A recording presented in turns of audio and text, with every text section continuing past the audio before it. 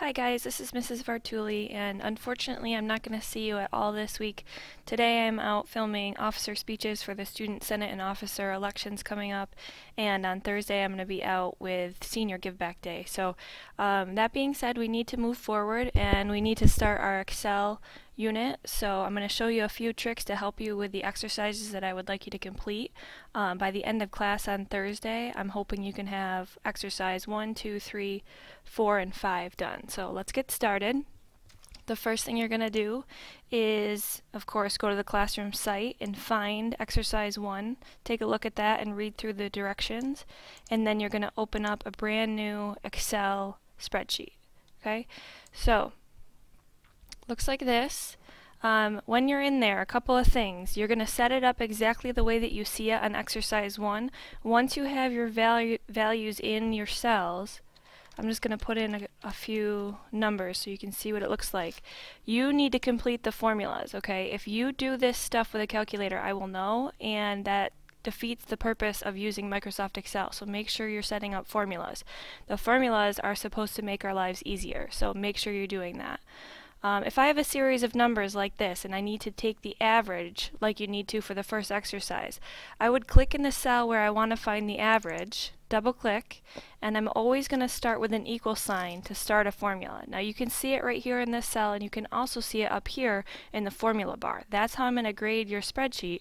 When I click on these cells, I should be able to see the formula up here. Alright, if I'm getting the average, I start with an equal sign and then I type the word average. Start with an open parentheses. Notice how there's no spaces, it's just equal and then the word average and then an open parentheses. And then I'm going to click, hold, and highlight all of the values that I want to take the average for, and then just hit enter. Good morning, everyone. The class of 2000. Alright, so click on the cell. Now you can see up here in the formula bar, that is our formula for average. Similarly, if I delete that, I can get the sum of all of these numbers by starting with an equal sign as always, typing the word sum, S-U-M, and open parentheses, and highlight my values once again and hit enter. And there's my sum. Okay? If I wanted to get the difference, like if I wanted to subtract two numbers, always start with an equal sign.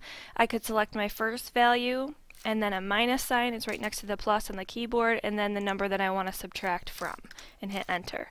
And that would be the difference of cells A5 and A4. So you can see this is A5 and this is A4, 55 minus 45. If I wanted to multiply numbers, equal sign, select the value, and then I'm going to hold shift on the keyboard and select the 8 to get the star or the asterisk, and then select the next number that you want to multiply by, hit enter. And again, there's my formula, A5 multiplied by A4. It's a star. Okay? Division, start with an equal sign, select my number. It's going to be a forward slash. It's the same thing as the question mark. Okay, you don't hold shift or anything though, just hit the key. It's a forward slash, and then the number that you want to divide by and hit enter. Okay, and that is 55 divided by 45. Okay, so that's a forward slash. After that, some things you may want to know. If you start typing outside of a cell like I just did right here in B2, you're going to want to learn how to automatically resize it so that everything fits in that column. Okay, so if I had a couple of rows and I'm just hitting enter to move down cells, I can hit tab to move across. That's kind of a helpful tip for you. But not everything fits neatly in this column B. It kind of overflows into column C. So I'm just going to hover up here between B and C. Okay, and I'm going to double click so that I see, notice how it changes from a white cross to a black with two arrows. I'm going to double click on that line in between B and C. It automatically resizes the column to fit everything neatly, and now there's nothing in C. Okay, it's all neat.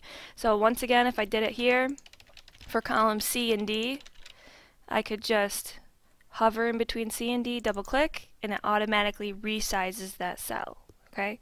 Also, notice if I select a cell like this, okay, see how I have column C selected? If I right click and I go to delete, it will delete that entire column.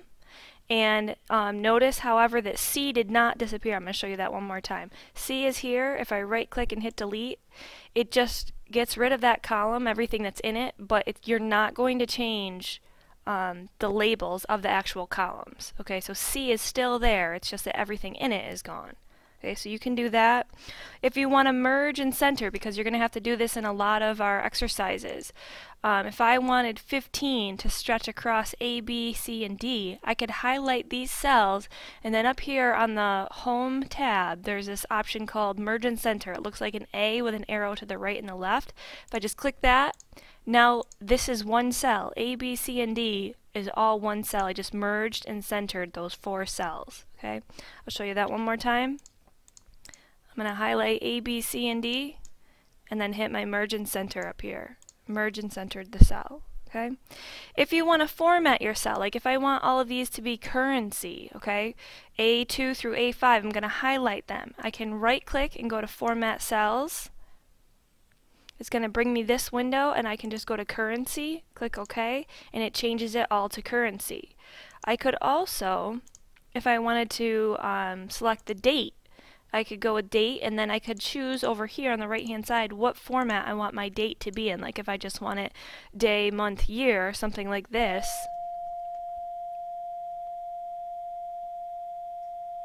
I could select it and then click OK. And now you can see I have the date set up. Okay. The only other thing that I think I would need to show you how to do is if you do like an address book and you want to alphabetize them from A to Z, you could have a bunch of names in here, highlight them, and then up here on the, if you go to the Data tab, you can select right here, Sort A to Z.